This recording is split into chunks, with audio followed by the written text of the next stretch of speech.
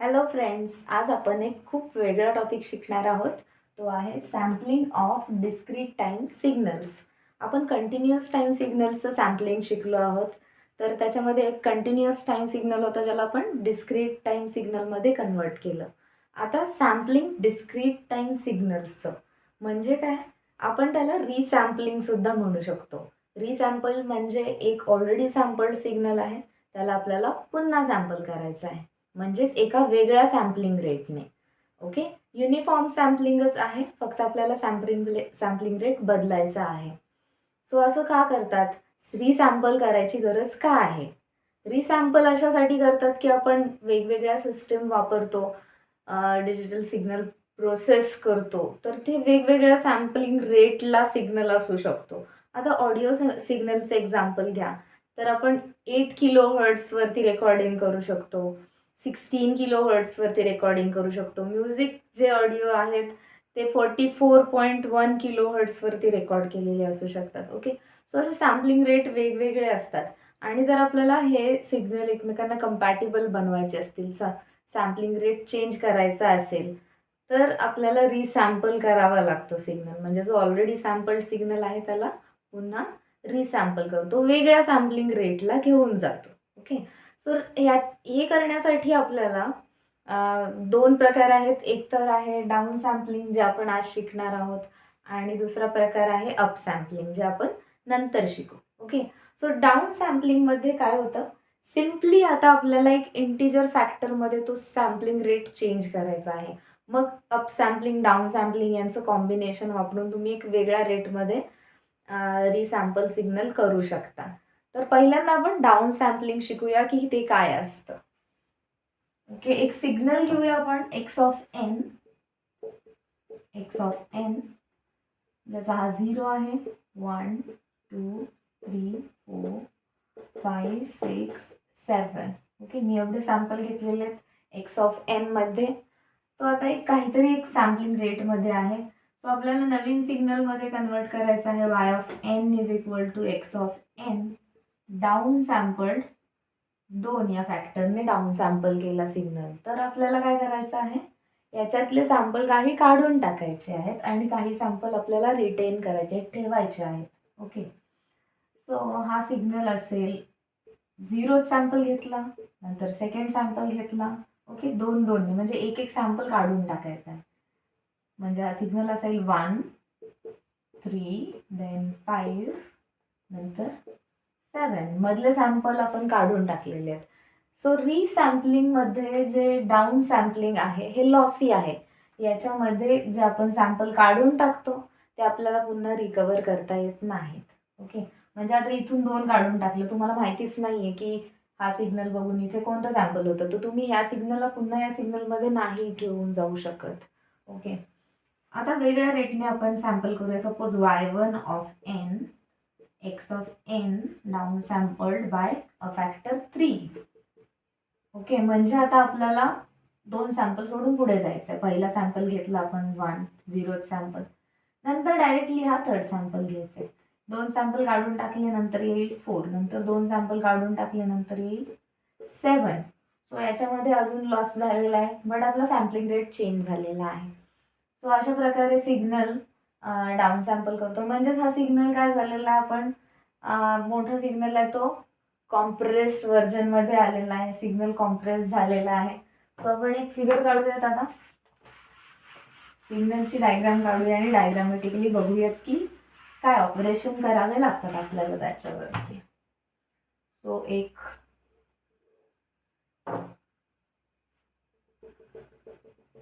Reference line काढते. हा discrete time सिग्नलच आहे, ज्याला आपल्याला अगेन सॅम्पल करायचा आहे. ओके.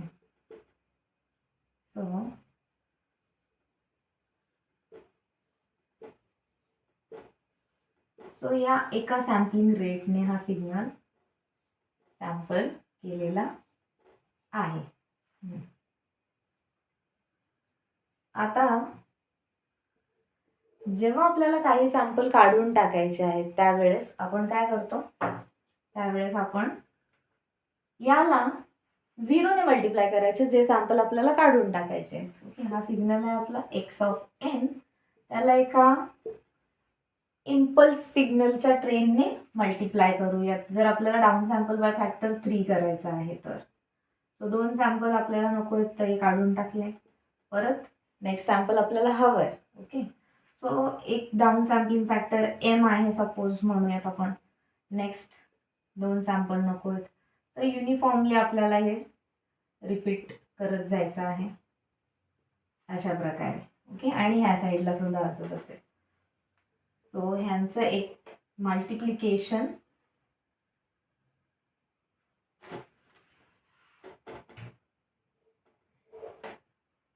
या दोघांचंही मल्टिप्लिकेशन केलं तर आपल्याला काही सॅम्पल मिळणार आहेत. सो आपण याला म्हणूयात की x sampled version of n.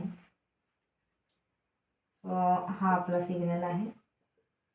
So ह्याच्यातले कोणते सॅम्पल येणार आहेत जिथे फक्त ही इम्पल्स ट्रेन मधले del of n minus m okay हे प्रेझेंट आहेत ते सॅम्पल येतील. बाकीचे सॅम्पल 0 राहतील. ओके, म्हणजे हा सॅम्पल इथे असा येईल. नंतरचे 2 सॅम्पल 0 आहेत आणि इथे हा सॅम्पल आलेला आहे अशा प्रकारे. ओके, तो हा सॅम्पल्ड व्हर्जन ऑफ सिग्नल आहे. बट हा सिग्नल काय आहे, इथे काहीतरी अँप्लिट्यूड आहे, इथे 0 0, अगेन इथे काहीतरी अँप्लिट्यूड आहे, देन 0 0, परत इथे काहीतरी अँप्लिट्यूड आहे 0 0. पण हा सिग्नल आपला एक्झॅक्टली आउटपुट सिग्नल नाही आहे. आपल्याला output signal y of n हवा आहे ज्याच्यामध्ये हे झिरोज नसतील, आपल्याला ते काढून टाकायचे आहेत. सो मी तो व्हर्जन इथे ड्रॉ करते वाय ऑफ एन, जो ॲक्च्युली एक्स ऑफ एनचा डाऊन सॅम्पल्ड व्हर्जन आहे. म्हणजे तो असं कॉम्प्रेस दिसेल. हा एक्सपांडेड व्हर्जन दिसतो तसं त्याचा कॉम्प्रेस्ड व्हर्जन दिसेल. म्हणजे हा सिग्नल असा येईल.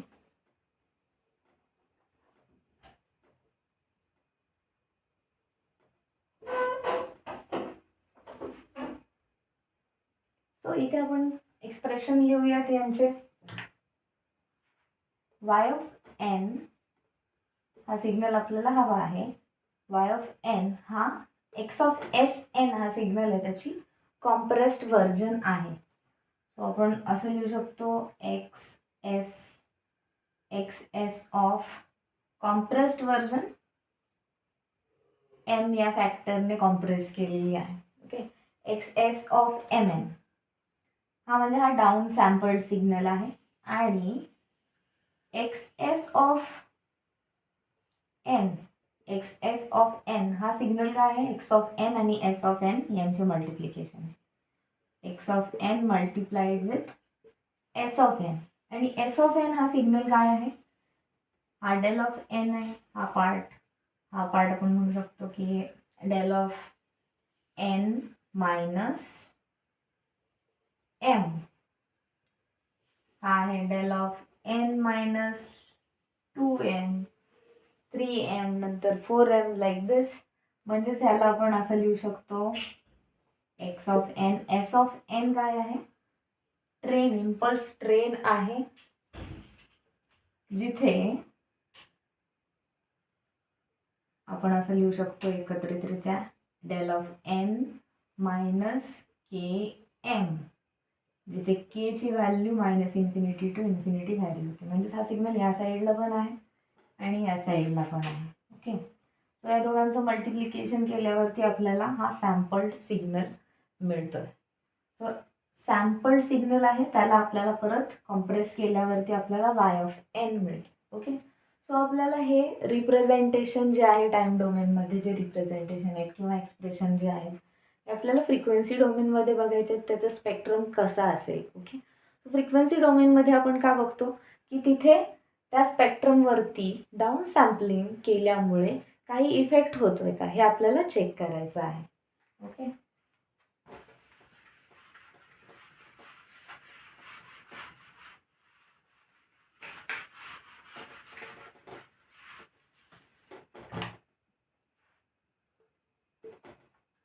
सो आता आपण बघूयात की y of E raise to जे ओमेगा स्पेक्ट्रम आहे. ओके, हा एक डिस्क्रीट टाइम सिग्नल आहे. सो हे आहे discrete time Fourier transform. Y of एनचा discrete time Fourier transform.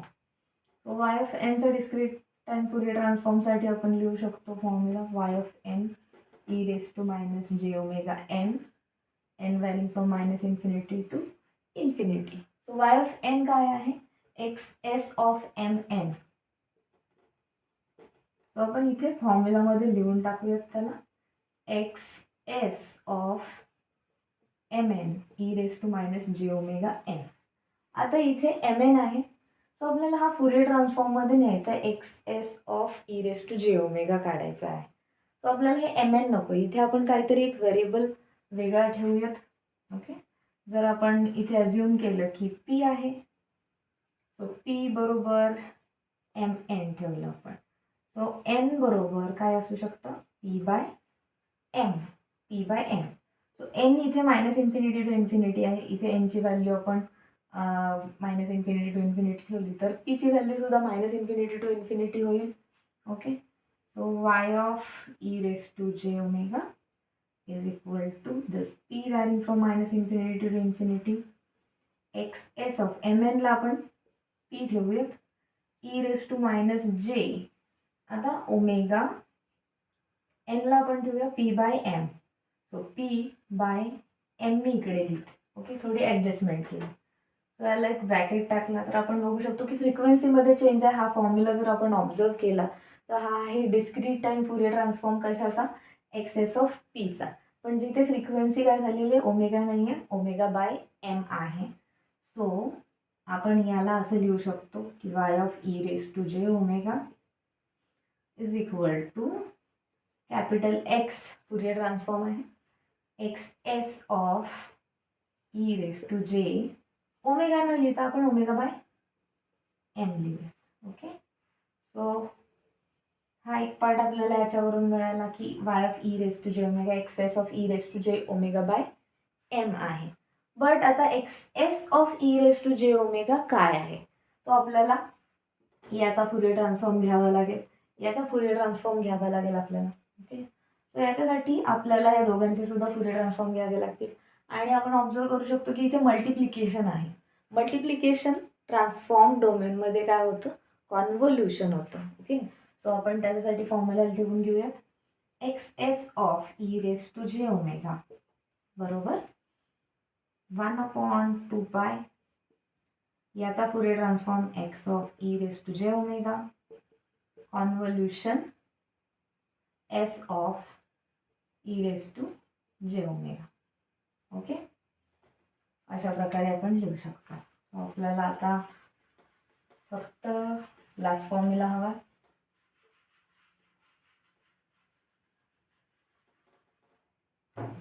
So आपण इथे लिहून घेऊया वाय ई रेस टू जे omega is equal to xs of e raised to j omega by m. Okay.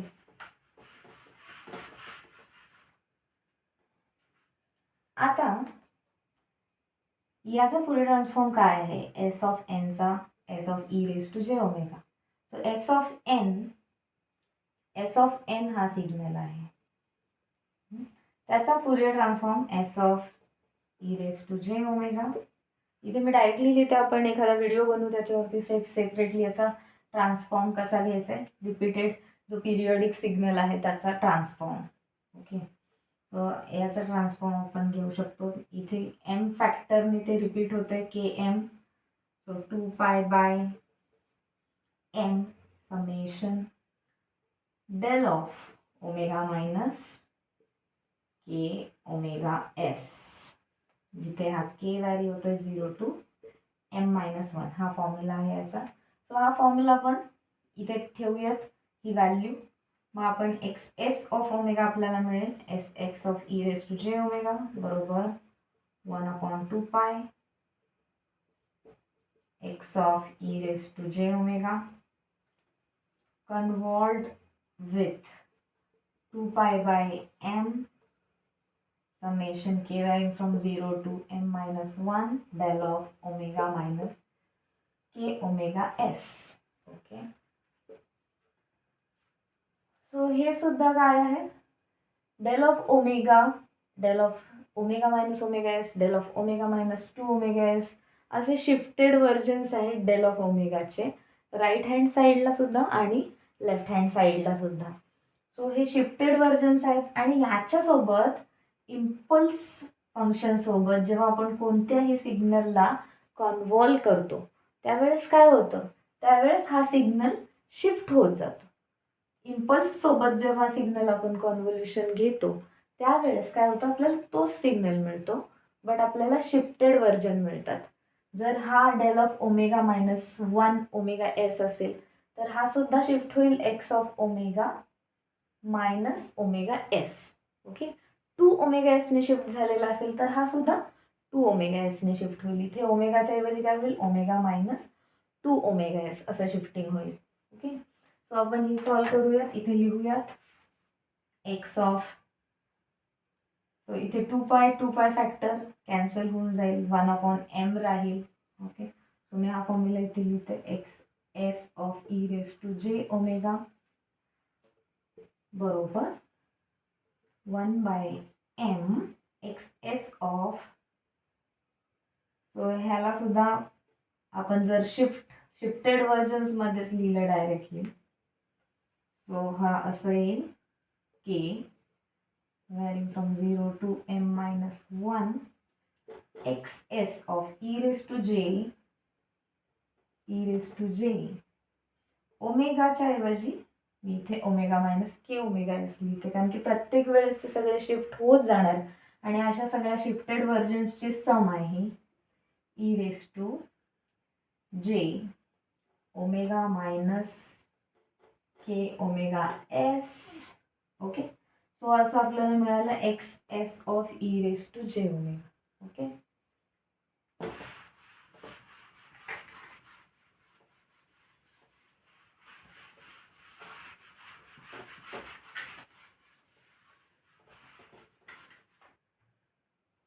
मग आपण final y of E raise to जे omega काय आहे ते लिहून काढूया. Y of E raise to जे ओमेगा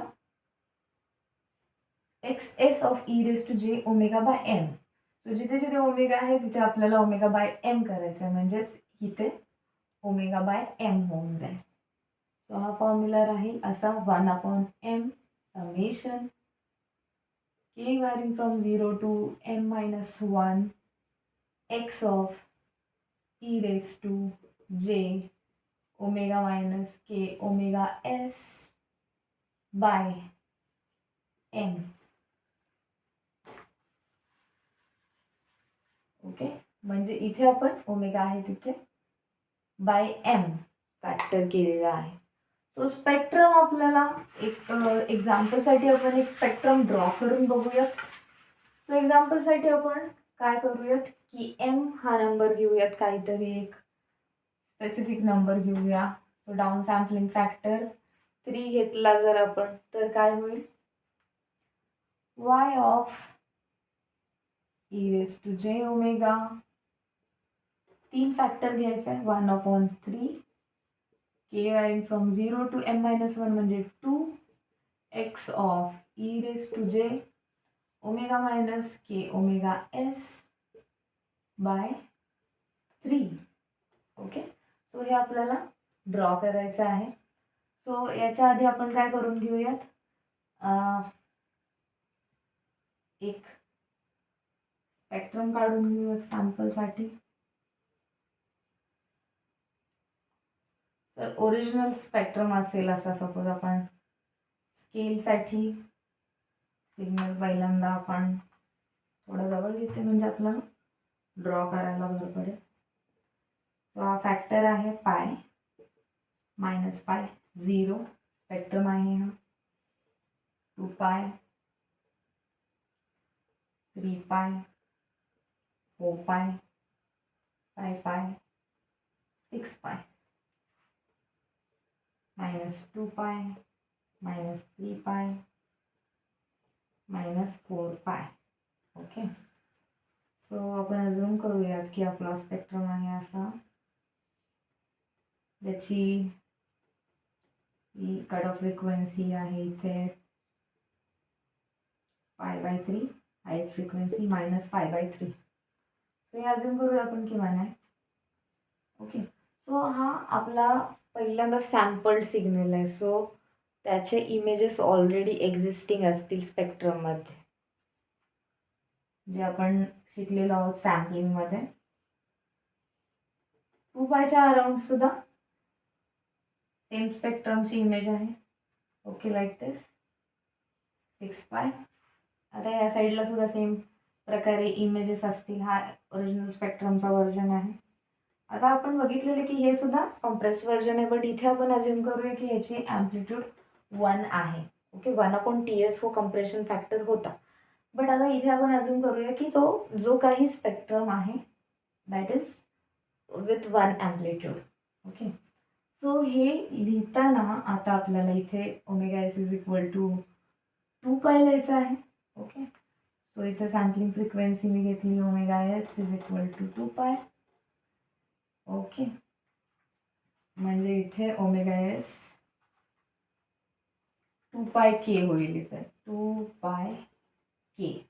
आता हे जर आपण व्हर्जन्समध्ये बघितलं, समेशनच्या बाहेर समेशन एक्सपांड करून जर आपण लिहिलं तर काय होईल, y(e⁻j⍵) = 1/3.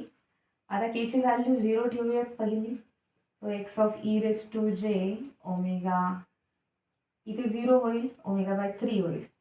ω/3 प्लस केची व्हॅल्यू 1 ठेवली तर काय होईल, x(e⁻j⍵) - 2π/3. हा एक होईल व्हर्जन.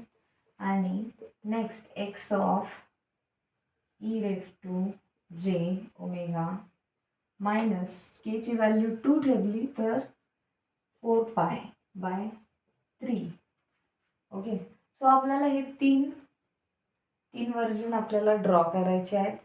x(j⍵/3) हा एक शिफ्टेड व्हर्जन आहे आणि हा एक शिफ्टेड व्हर्जन आहे. सो हा आपला ओरिजिनल आहे x(ω). सो मी हे काढून टाकते.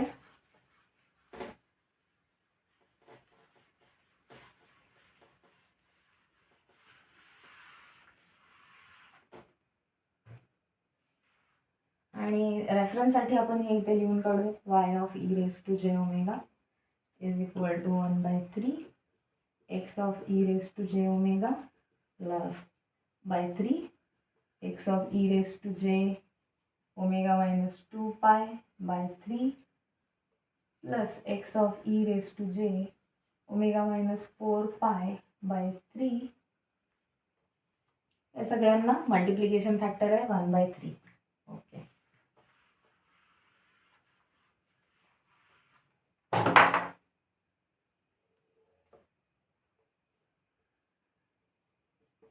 x(e⁻j⍵) suppose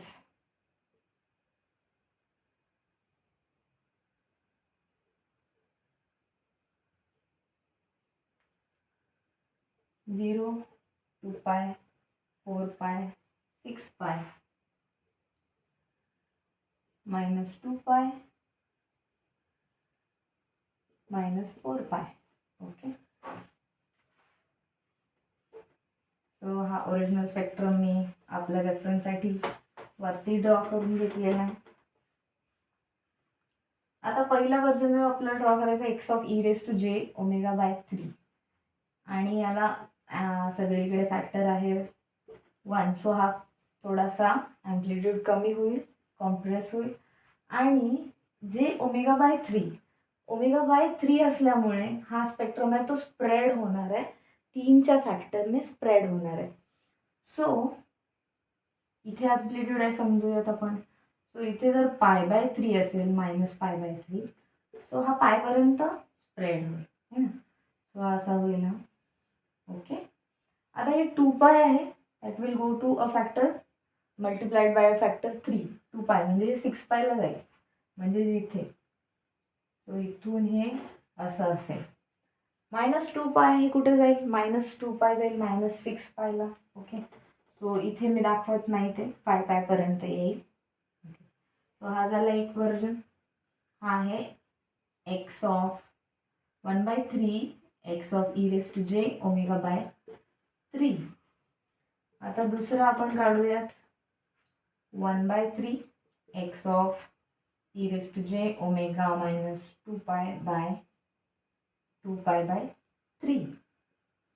आता हा ड्रॉ करताना तर आपण पहिल्या रेफरन्सला घेऊ शकतो सिग्नल. ओके, ह्याला हे बाय 3 आपण जर सगळीकडे ω/3 -2π/3 केलं तर -2π/3 म्हणजेच पहिल्यांदा 2π/3 ने शिफ्ट करून घेऊ शकतो. ओके, आणि नंतर त्याला एक्सपांड करू शकतो बाय अ फॅक्टर ऑफ 3. किंवा आपण पहिलं जे एक्सपांड केलेलं व्हर्जन आहे बाय अ फॅक्टर ऑफ 3 त्यालाच आपण 2π ने शिफ्ट करू शकतो. सो मी दुसरी मेथड घेते, 2π ने शिफ्ट करते. सो पहिला एक्सपांड केलेला हा आपला व्हर्जन आहे, त्याला शिफ्ट करायचं आपल्याला 2π ने. सो हा 0 पॉईंट आहे सेंटर, तो जाईल 2π ला आणि हा π2 3π राहील. सो हा व्हर्जन येईल असा. ओके, हा 6π आहे, तो अजून 2π ने पुढे जाईल. मग असा जो -6π होता तो इकडे येईल. सो 4π ला येईल तो. सो अशा प्रकारे आपण हा ड्रॉ करू शकतो. ॲट -4π आहे हा. ओके, आणि हा आहे 2π. आता नेक्स्ट एक व्हर्जन आहे, ते आहे 1/3 एक्स ऑफ e⁻⁻4π/3. 4π/3 म्हणजे आता हा आपल्याला 4π ने शिफ्ट करायचा आहे. सो हा 0 पॉईंट जाईल 4π ला. सो 4π इथे आहे, 4π आणि हा 3π आहे. सो 3π to 4π to 5π, 5π 4π 3π. ओके ओके ना. आता हा -4π इथे जर आपण हा 6π ला होता तो 4π ला आला, तर इकडे जाईल 2π ला. सो इथे असेल -2π, हा -3π होता. -3π पासून हा स्टार्ट होईल, 2π पर्यंत पीक येईल आणि हा पाय पॉईंट होता पाय इथपर्यंत येईल. ओके, सो अशा प्रकारे हा शिफ्ट झालेला व्हर्जन आहे 4π ने. आता हे तिघांची सुद्धा आपल्याला सम करायची आहे. ओके, सो मी सम सिग्नल इथे ड्रॉ करते, म्हणजेच या तिघांचीही सम इथे ड्रॉ करते. सो -π to 3π हा जो आहे, π to 3π हा पार्ट आहे, हा इकडे येईल. ओके, अशा प्रकारे हा ओरिजिनल आहे. ओके, आता हा वाला जो आहे हा इथे येईल. ओके, आता हा वाला पार्ट इकडे वरती शिफ्ट होईल, हा सुद्धा -2π ला आहे, -3π to π -π. सो हा असा येईल आणि हा पार्ट 4π ला आहे, 3π to 5π हा इथे येईल. ओके, सो आता हा बघू शकता की हा कम्प्लीट स्पेक्ट्रम आहे. सो हा आहे, आता मी इथे एक्स ऑफ हे काढून टाकते. सो हा आहे y of e⁻⁻ this is the final sum. हा सिग्नल आहे, हा सिग्नल. सो तुम्ही बघू शकता की हा आणि हा कम्पेअर केला आपण तर इथे आपल्याला दिसेल की ओरिजिनल स्पेक्ट्रम जो आहे तो जेव्हा आपण डाऊन सॅम्पलिंग करतो त्यावेळेस काय होतं, तो सिग्नल प्रत्येक आपण असं अज्युम करू शकतो की हे स्पेक्ट्रम स्प्रेड झालेला आहे, आणि ते शिफ्टेड व्हर्जन आणि जेव्हा आपण स्प्रेडेड व्हर्जन एकत्र करतो त्यावेळेस आपल्याला असं दिसतं की हे प्रत्येक इमेज जी आहे ही एक्सपांड झालेली आहे. ओके, आणि आपण इथे बघू शकता की इथे सिग्नलची तर बँडविड्थ π/3 होती, ती पाय इथे झालेली आहे बँडविड्थ. सो हा सिग्नल एक्सपांड झालेला आहे. सो डाऊन सॅम्पलिंगमुळे जो हा इफेक्ट होतोय तो आपण इथे बघू शकतो की जे इमेजेस आहेत ते एक्सपांड होत आहेत, ओरिजिनल सिग्नल आहेत, ओरिजिनल स्पेक्ट्रम आहे ते सुद्धा एक्सपांड झालेलं आपल्याला इथे दिसतंय. सो अशा प्रकारे डाऊन सॅम्पलिंगमध्ये स्पेक्ट्रमवर अशा प्रकारचा इफेक्ट होतो. ओके, सो आपण इथे ऑब्झर्व करू शकतो की इथे जर π/3 पेक्षा जास्त जर बँडविड्थ असती तर काय, π/3 पेक्षा हा जर जास्त असता, π/2 सपोज, तर हे सगळं मिक्सिंग झालं असतं इथे. ओके. आणि इथे अलायझिंग झालं असतं. सो आपण नेक्स्ट व्हिडिओमध्ये बघूयात की अलायझिंग डाऊन सॅम्पलिंगमध्ये कशा प्रकारे होतं. आपण वेगळी इथे फ्रिक्वेन्सी सिलेक्ट करू आणि sampling factor, down sampling factor एक घेऊन आपण चेक करूयात की अलायझिंग कधी होतं, कधी नाही होतं. आणि आपण हे सुद्धा चेक करू की ते न होण्यासाठी आपल्याला काय करता येईल. सो तो नेक्स्ट प्रकार आहे, त्याला आपण डेसिमेशन म्हणतो, ज्याच्यामध्ये आपण फिल्टरिंग करतो आणि डाऊन सॅम्पलिंग फॅक्टरवरती डिपेंडंट आहे की स्प्रेडिंग किती होतं त्याचा आपण स्टडी करू नेक्स्ट व्हिडिओमध्ये. Thank you so much.